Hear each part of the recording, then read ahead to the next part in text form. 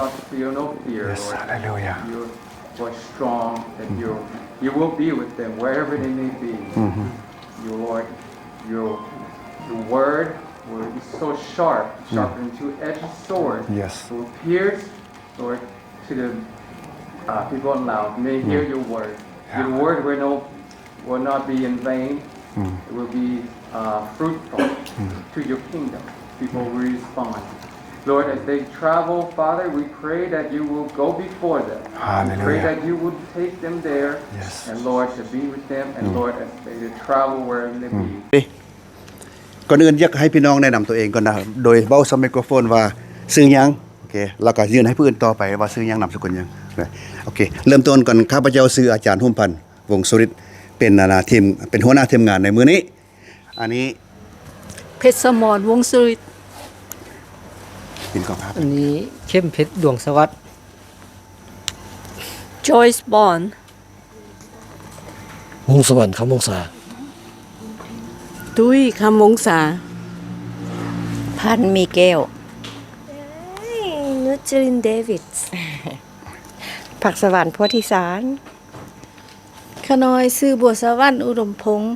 ในนามเป็นเจ้าของบ้านพักเข้มเพชรเนาะ ชื่อบุญโซโพธิสาร Steve Pulley. All right who else Dave missing Kwan, Nujatawong. Well, thank you so brothers and sisters this is whatกันว่าภาษาลาวดีกว่า Can you translate for him so that way I can make it short okay เฉพาะภาษาลาวนั้นมื้อนี้พวกเขาเป็นสี่พี่น้องที่ฮักแพงในมัทธิวบท28ข้อ19ข้อ20เฮาฮ้องว่า Great Commission ซึ่งมาเขาเป็นคำสั่งใหญ่ท่านทั้งหลายจงออกไปแม่นบ่แต่ว่าคันออกไปครั้งนี้นะพวกเขาจะออกไปว่าเฮาจะไปบอกเฮาจะไปเว้าด้วยความสุภาพเฮาจะบ่ทุกข์ผู้ใดเฮาสิบ่ย่องตนเองนะภาษาเราบอกว่าบ่คมเพิ่นย่อโตนั้นข้าพเจ้ามักบอกเลยว่าการปากเวลาเฮาเว้าให้พยายามเห็นใจผู้ฟังว่าเพิ่นจะฟังเฮาได้บ่มันสิบ่เฮิร์ตฟีลลิ่งเพิ่นบ่เวลาเฮาเว้าได้ลักษณะว่าเฮายกตัวเองเกินไปมากกว่ามันก็เฮิร์ตเพิ่นเฮาไปดูทุกศาสนาเพิ่นมันก็เฮิร์ตเพิ่นเฮาจะบ่ดูทุกศาสนาเพิ่นถือก็ให้เพิ่นถือฝ่ายเฮาก็ฝ่ายเฮานั้นเฮาออกไปนะเฮาเว้าเรื่องของเฮาเฮาจะบ่ดูทุกผู้ใดเฮาให้เกียรติเพิ่นก็ให้เกียรติเฮาสิ่งที่เฮาจะต้องไปเฮ็ดมื้อนี้และพร้อมกันนั้นในมัทธิวบท25ได้บอกพวกเฮาว่าตอนนี้หั่นน่ะในวันสุดท้ายพระเยซูจะเสด็จมาแล้วมันแยกฝูงแกะออกจากฝูงแบะจือเรื่องนี้ได้เนาะเมื่อเวลาแยกฝูงแกะออกจากฝูงแบะซึ่งหมายความว่าผู้ที่เชื่อและบ่เชื่อว่าน่ะเพิ่นจะแยกกันเป็นคนละเบื้องแต่พวกผู้ที่เชื่อพระองค์หั่นน่ะพระองค์จะให้รางวัลว่าผู้นี้เชื่อพระองค์แล้วเพราะว่าหยังเพราะพระองค์บอกว่าเมื่อเวลาเฮาหิวเขาพวกเจ้าให้เฮากินเฮาหิวน้ำพวกเจ้าให้เฮาดื่มเฮาเป็นแขกบ้านมาพวกเจ้าเชิญเฮาไปอยู่เฮือนมื้อนี้พวกเฮาจะไปแยกข้าวแยกน้ำแยกอาหารกันกิน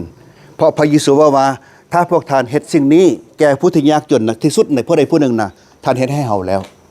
ดังนั้นพวกเขาก็จะไปเฮ็ดแนวนี้มื้อนี้น่ะแพ้ก็จะฮู้ว่าคริสเตียนจะบ่เว้าละเว้าละเฮ็ดแท้เฮ็ดด้วยความรัก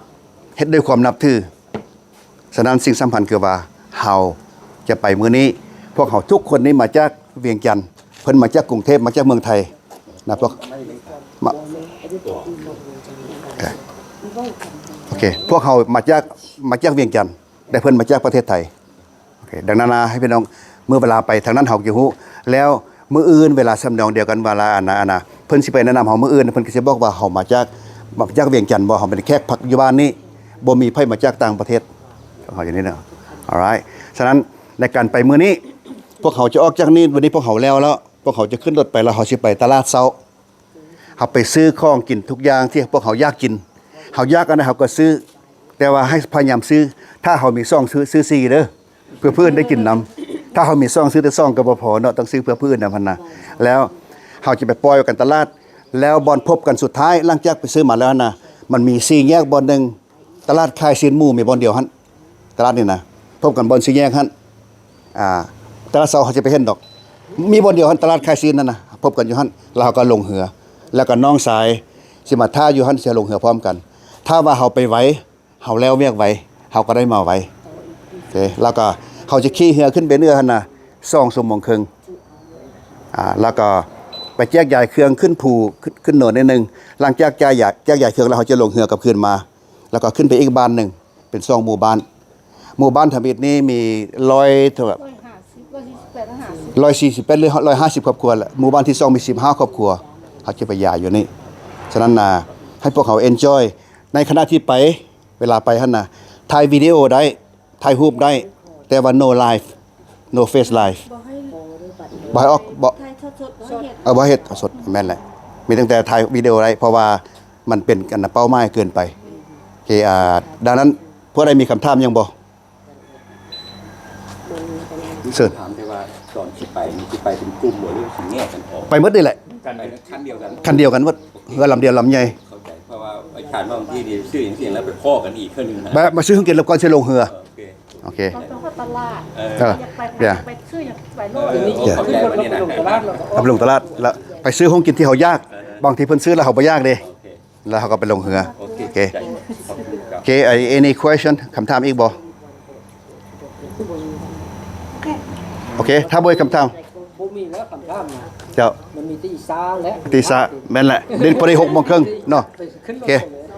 สันพวกเขาสิอ้อนวอนกันก่อนเนาะโอเคอ้อนวอนกันเด้อเวลาอ้อนวอนจะ เข้านำกับเขาตอนนี้ จะแม่นแหละจะเวลาอ้อนวอนจะค่อยพี่น้องปลดหมวกเวลาอ้อนวอนปลดหมวกเนาะทุกคนเนาะข้าแต่พระเจ้าพระบิดาของพวกข้าน้อยพวกข้าน้อยเฮ็ดตามคำสั่งของพระองค์เจ้าคือไปเยี่ยมยามทำข่าวคนยากจนบรรเทาทุกข์แก่พวกข้าเจ้าพอพระองค์เจ้าทรงสั่งสอนให้พวกข้าน้อยฮักซึ่งกันและกันตอนเช้าวันนี้พวกข้าน้อยปฏิบัติแล้วพวกข้าน้อยกำลังจะเดินทางไปข้าแต่พระเจ้าขอทรงนำพวกเขาในการเดินทางให้พวกเขาได้รับความตลอดปลอดภัยได้รับความม่วนซื่นมีความลื่นเริงในการรับใช้เวียกงานพระองค์เจ้าพวกเขาน้อยบ่ไปซอยเหลือคนแต่พวกเขาได้ไปบรรเทาทุกข์เท่านั้นข้าแต่พระเจ้าขอให้สิ่งเหล่านี้ได้เทิดทูนถวายเกียรติแก่พระองค์เจ้าขอให้คนเหล่านั้นได้เห็นแสงสว่างในตัวของพวกข้าน้อยด้วยพวกข้าน้อยจึงขอฝากการกระทำในตอนเช้ามื้อนี้ไว้กับพระองค์เจ้าพันในพระนามของพระสุคิเจ้าอาเมนโอเคเข้าห้องน้ำแล้วเราไปมันจะช่วยได้มันนิด คนนั้นก็ได้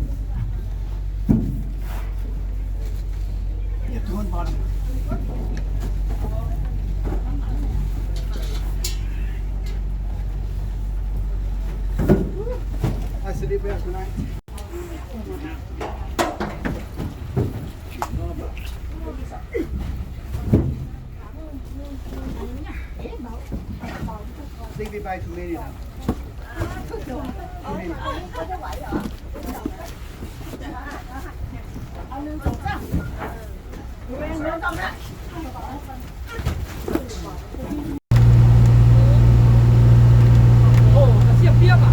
รถทางแล้วก็ให้ได้เงินเบิดแล้วเสียบ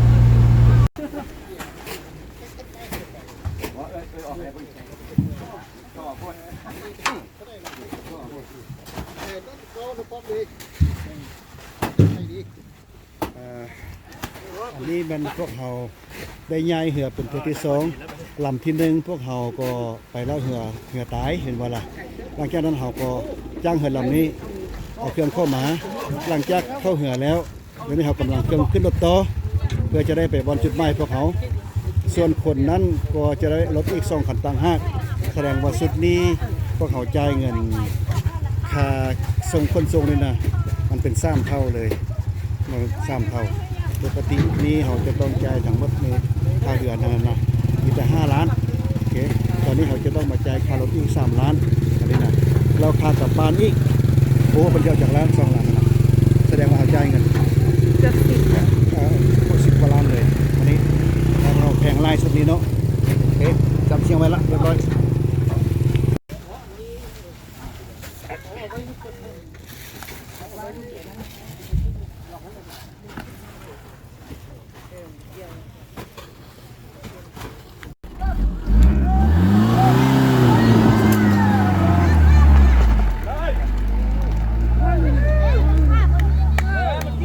ขึ้นมาน่ะ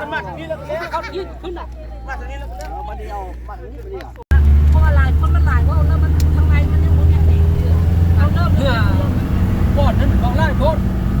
จะข้องเหื่อประมาณนั้นนึงไปนึงว่านึงอยู่นี่เราไล่โทษศึกษาเสียเวลา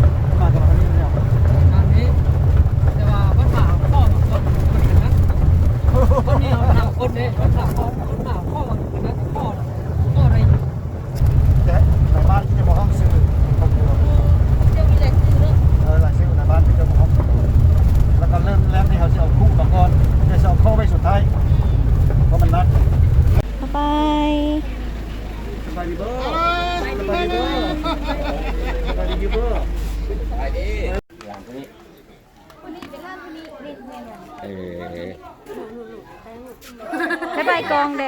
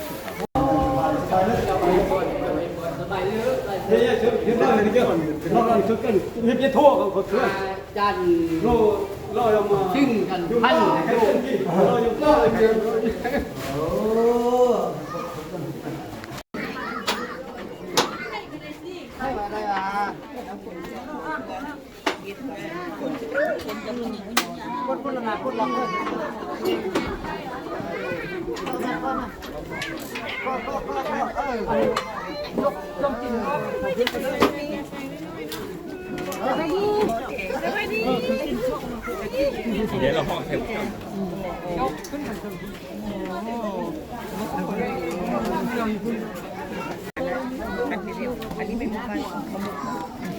เที่ยวอ่ะ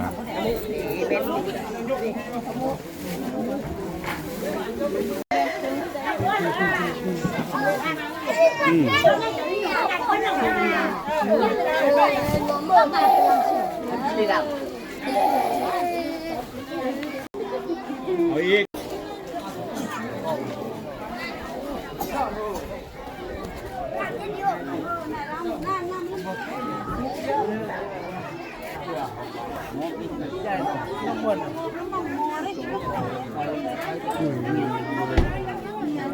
นี่ทักออก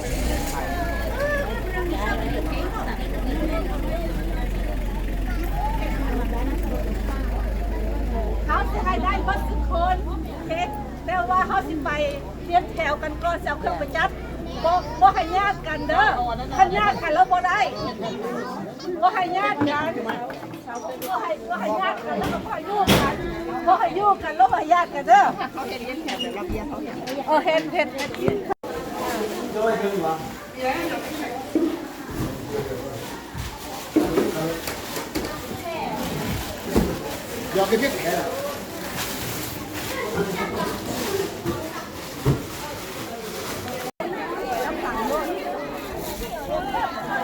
จะไปถ่ายไหนลูกโดย So the security people will come to exit first. So they will come to this door. Okay, pajak untuk ni, you take care of the bucket. Give bucket to the one person. The next person, คนต่อไปเอานี่ให้ They will go like this way. You take care whatever you want. Take care one of each. But me, five. Umar, one. Ma.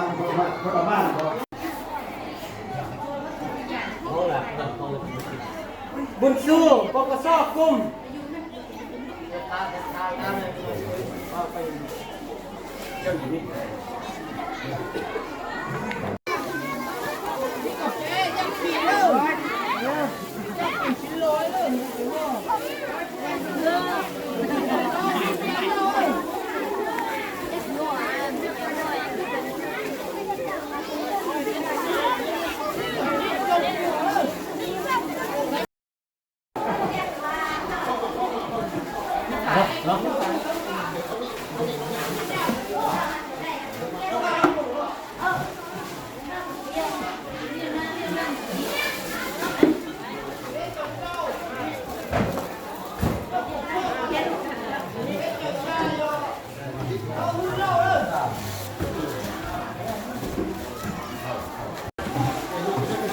เข้ามาเลยเข้ามาเลย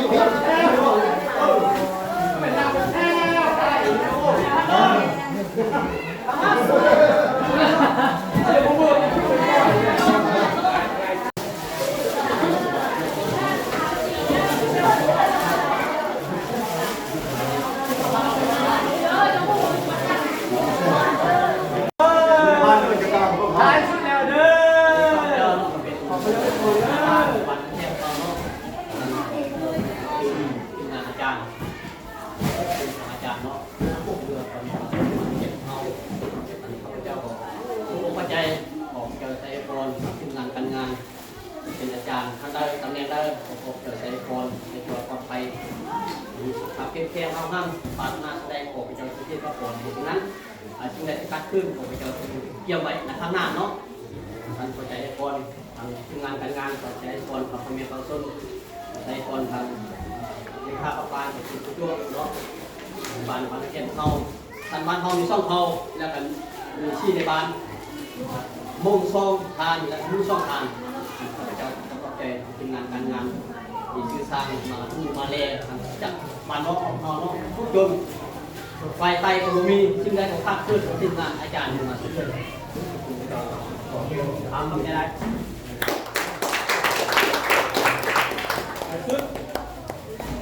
ข้าพเจ้าคือทำใต้เป็นนรัตผู้รับใจในจากอย่างนี้ยินดีต้อนรับทางทีมงานอาจารย์นุพันธ์ในบรรทุกการนักมาก็มีประสบการณ์อยู่ในหุ้นทางเพื่อตัวเป็นการที่พอใจฉะนั้นคนก็ได้สู้ส้นจนมาถึงเป้าหมายที่ดีมือนี้เป็นมือดีที่สุดมีกำลังแห่งชีวิตมาจากความเชื่อของพระเจ้าพระเจ้าจะทรงสถิตอยู่ในกับทีมงานของอาจารย์นุพันธ์และผมด้วยพี่น้องทั้งหลายขอพระเจ้าเป็นผู้ที่ทรงซื่อชีวิตของพวกเราอันตลอดไปเป็นนิจกับพระเจ้าพระวิญญาณบริสุทธิ์ของพระเจ้าและขอพระเจ้าเป็นผู้ที่จะเตรียมพร้อมเสมอทุกด้านการจะกลับคืนไปท้องถิ่นทางอเมริกาเป็นเรือเป็นรถเป็นล้อเป็นยนต์เป็นอากาศขอพระเจ้านำหน้าให้ตลอดปลอดภัยเน้อพี่น้องเน้อเขาจะร่วมใจกันอธิษฐานตื่นอีกสันเนาะ เลวเรียกเนาะฮาเลลูยาสรรเสริญพระเจ้าพระเยซูพระเยซูโอ้ฮาเลลูยาพระองค์ทรงกำลังพระองค์ทรงเมตตาพระองค์ทรงชนะฮาเลลูยาพระเยซูชนะพระเยซูชนะฮาเลลูยาวิญญาณเลยไปฮาเลลูยามีแต่พระประทานวิญญาณตัดสินก็นำสู้ลงได้นี่แหละความรักของพระเจ้า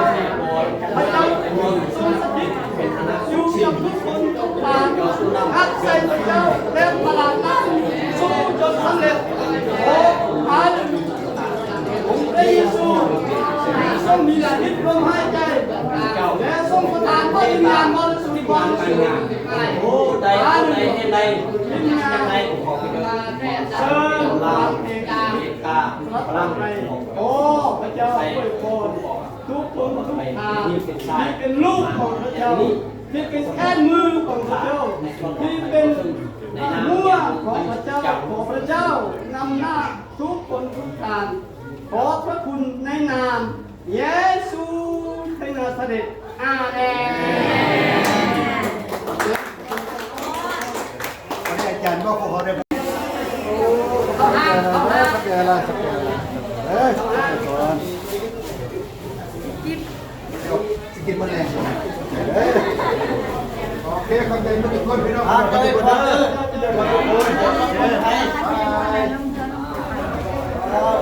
เที่ยวหมด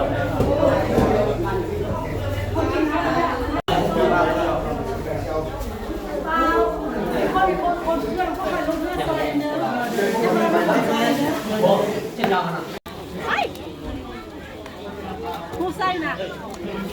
เก็บห้อง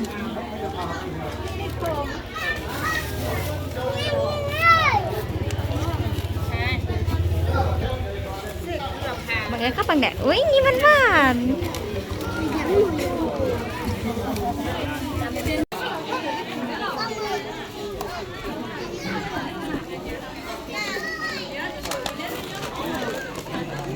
ยิ้มเดย์ยิ้มเดย์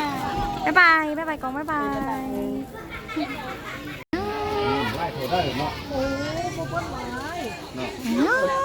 โอ้ยโอ้ยจะรวดเลยบ้างโอ้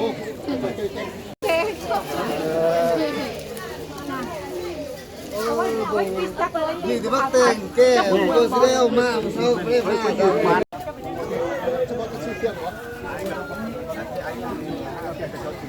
มาตะเบียงเนอะอาจารย์ยาวไปเลยเนี่ยแหละ จริงๆมันต้องเข้ามาเพิ่นจะลงกับพอเลยซ่อมกับตรงใครตอนนี้มาเจ้าเป็นกันมาเจ้าเป็นกัน โอ้นั่นเราเป็นยังไงทุกล้านตรงนั้นจ่ายแล้วล่ะ ทุกคนไปยักมากอกมาตรงไทยเนี่ยเวลานี้นะเพราะว่าเขาพระเจ้าเห็นใจพี่น้องอะไรที่รถมาลำบากพวกเขาเปลี่ยนเวลาพวกเขายอมเสี่ยงกันอีกพวกเขาจะเอาเหือข้ามไปนะเขาเห็นใจกับพี่น้องมาตอนทางเขามาลำบากโพดไม่อยากให้พี่น้องลำบากแล้วข้าพเจ้าไม่อยากลำบากพวกเขาจะขี่เหือข้ามไปฝั่งนั้นหลังจากขึ้นเหือแล้วพวกเขาก็จะขี่รถกลับเบียโรงพยาบาลให้พี่น้องสะดวกกว่าเพราะทางมาบางกี้อันตรายนะแต่ก็ยังนั่นแหละเพื่อนที่ให้เพื่อพี่น้องเด้อเดี๋ยวเอาดูโฟโยออกแกขอบใจพี่น้องทุกคนไปเรื่อยอาจารย์เขาเอิ้นฮะกับ เขาเอาไว้เจ้าเขาไม่ค่อย